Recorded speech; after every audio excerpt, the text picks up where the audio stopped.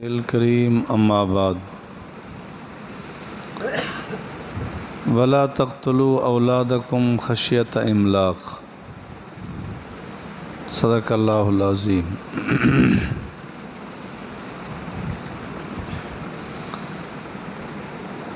ایمان والو، رزق روزی دینے والا اللہ ہے، ساری کائنات کو دے رہا ہے اور دیتے ہوئے تھکتا نہیں۔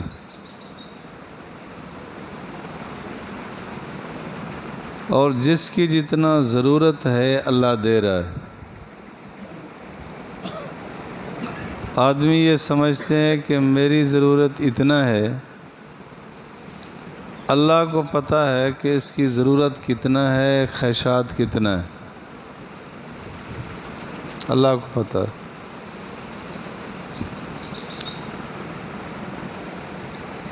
مشرکین مکہ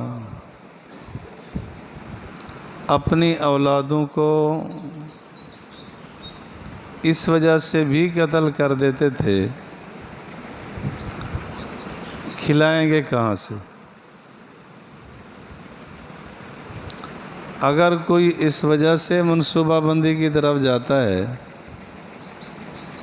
کہ کھلائیں گے کہاں سے،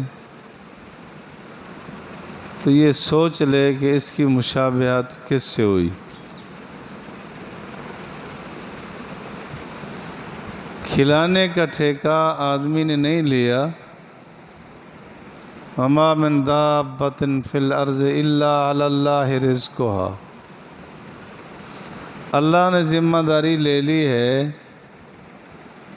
کہ رزق میں دوں گا۔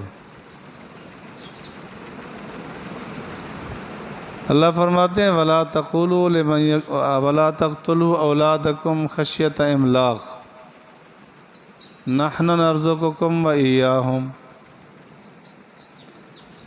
یہ اپنے اولادوں کو بھوک کی وجہ سے قتل کر دیتے ہیں، حالانکہ رزق ان کو بھی ہم دیتے ہیں، ان کی اولادوں کو بھی ہم دیتے ہیں،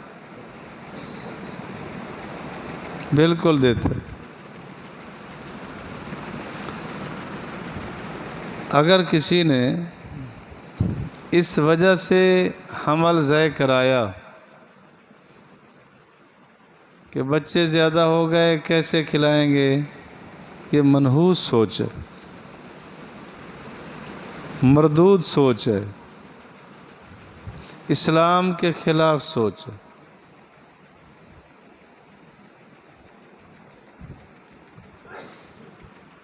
اگر رزق کی تنگی کی وجہ سے مسئلہ ہے تو پہلے اس کو تشریف لے جانا چاہیے۔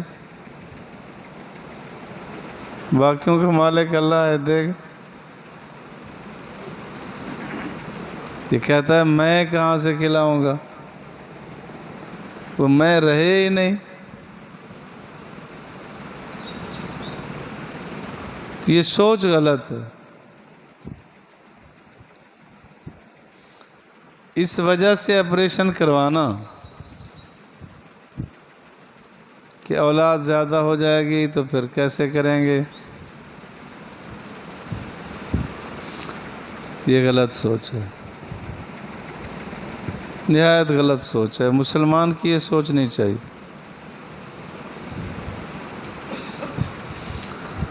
حیرانگی تو ہے کہ جو اس حوالے سے جائے کہ ہم نسل بندی کرانا چاہتے ہیں، منصوبہ بندی کرانا چاہتے ہیں، دوائی بھی فری، آپریشن بھی فری، پھل فروٹ کھانے کے لیے پیسے بھی ملتے ہیں، آخر اتنا ہمدردی کیسے نکل آئی؟ اسلام کی محبت میں، اسلام والوں سے محبت کی وجہ سے ایسا ہو رہا ہے۔ کبھی بھی ایسی سوچ نہ رکھنا، وگرنہ اللہ کی بغاوت میں چلے جاؤ گے۔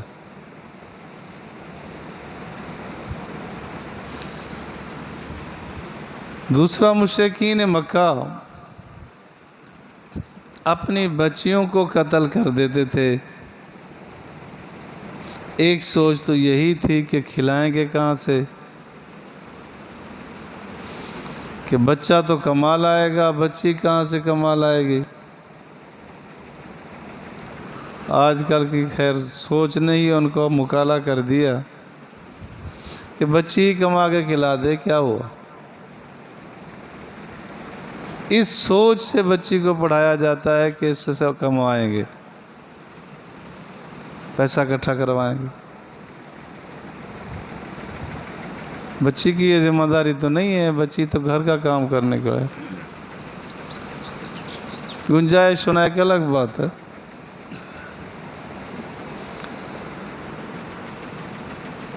وہ زندہ ہی دفن کر دیتے تھے کہ بچی نہ ہو۔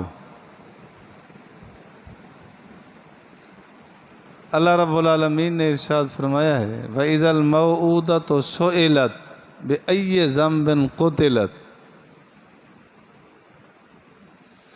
کیونکہ بچی شرم و حیا کی وجہ سے باپ کے خلاف دعویٰ دائر شاید نہ کرے، تو اللہ تعالیٰ خود مدعی بن کے سوال کریں گے کہ بتاؤ ایسا کیوں ہوا؟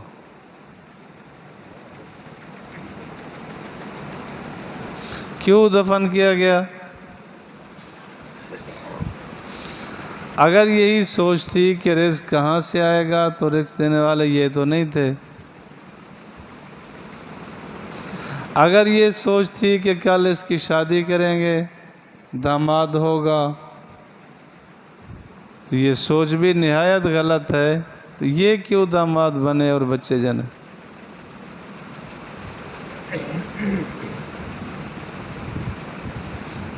بچی کو کھڑا کیا جائے گا، پوچھا جائے گا کہ تجھے کیوں قتل کیا گیا تھا؟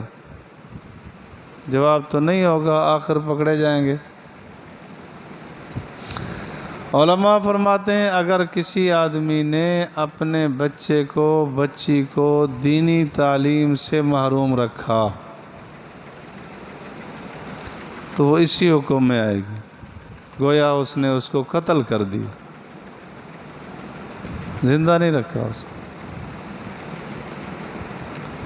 جو اس عمر تک پہنچ گیا کہ وکیل بن گیا لیکن پہلا کلمہ نہیں آتا، جنازہ نہیں آتا،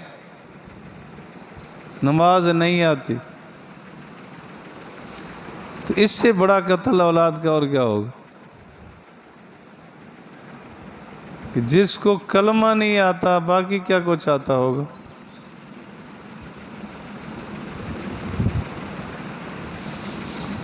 تو یہ منصوبہ بندی کرانا ناجائز ہے، الا یہ کہ مجبوری ہو، کوئی ماہر ڈاکٹر بتا دے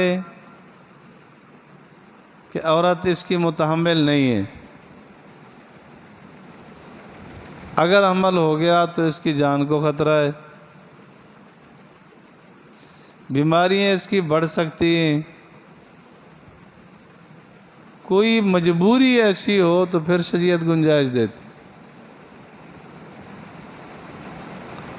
اگر نہ صرف اس وجہ سے کہ بھی افراد زیادہ ہو جائیں گے تو کھلائیں گے کہاں سے، کھائیں گے کہاں سے۔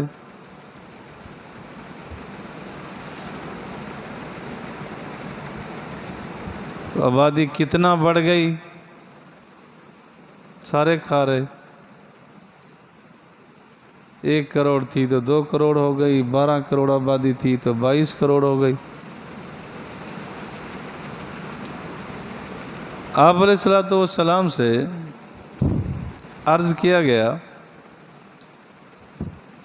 کہ عازل جائز ہے؟ عازل کہتے ہیں کہ آدمی حقوق ازدواجی ادا کرے لیکن پانی باہر گرائے۔ حضور علیہ السلام نے فرمایا اگر ضرورت ہو جائز ہے، لیکن یاد رکھو جو اللہ کی تقدیر میں ہے وہ ہو کے رہے گا، اور منصوبہ بندی کرنے کے باوجود بھی عمل ٹھہر گئے، گولیاں استعمال کی، کیپسول استعمال کیے، چھلے استعمال کیے، ٹیوبیں استعمال کی، کیا سے کیا کیا، اس کے باوجود اللہ نے اپنی قدرت دکھا دی، عمل ٹھہر گیا۔ اللہ تو قادر مطلق ہے۔ تو اپنا عقیدہ ٹھیک کریں کہ رزق روزی دینے والا اللہ ہے، کبھی بھی اس میں نہ گھبرا۔ میں کہاں سے کھلاؤں گا؟ اگر اللہ پہ توکل کیا تو اللہ کھلاتے بھی ہیں پلاتے بھی،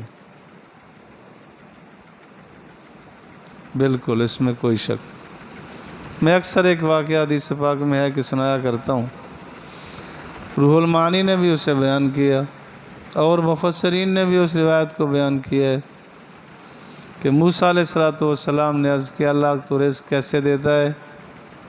اللہ نے فرمایا پتھر پہ عصا مارو، مارا پتھر پھٹا اور پتھر نکلا، مارا پھر اور نکلا، تیسری جگہ جو پتھر نکلا پھر اس پہ ڈنڈا مارا گیا، وہ پھٹا، اس کے اندر کیڑا تھا، اس کے منہ میں سبز پتا تھا، اور اللہ نے فرمایا میرے کلیم ذرا کان دھرو کیا کہتا ہے؟ وہ کیڑا کہہ رہا تھا سبحان من یرزقنی ولا ینسانی، پاک ہے وہ ذات جس نے مجھے رزق دیا ہے مجھے بھلایا نہیں۔ ہر حال میں اللہ رزق دیتا ہے، اس منصوبہ بندی والے کھاتے میں نہ جایا جائے۔ 2 بچے جی بس آگے کیا ضرورت پڑی، ایکسیڈنٹ ہوا دونوں چلے گئے، اب خون کیا اثر ہوتا؟ وہ شکل حتی الوسع نہ بنوائی جائے کہ عورت کی رحمدانی نکال دی جاتی ہے یا مرد کی وہ مادہ منویہ والی رگ ہی کاٹ دی جاتی ہے، یہ 2 شکلیں تو نہ ہوں۔ اس سے تو بالکل انقطاع ہو جاتا ہے نا، یہ شکل تو نہ اپنائی جائے۔ ایک یہ ویسے مزاج بنایا جائے کہ جو بھی مسئلہ سامنے آئے علماء سے پوچھو، جس عالم پہ آپ کو اعتماد ہو آپ مسئلہ اس سے پوچھو،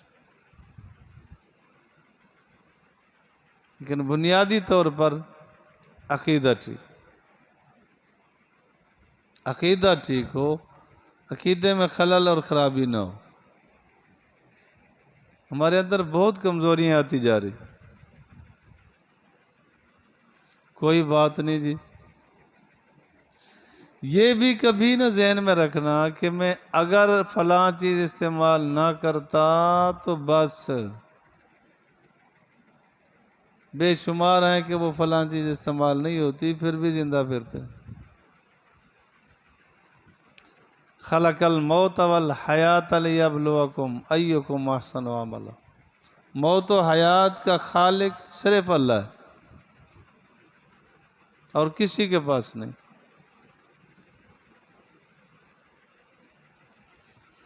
اللہ مجھے اور آپ کو دین کی سمجھ نصیب فرمائے۔ الحمدللہ رب العالمین۔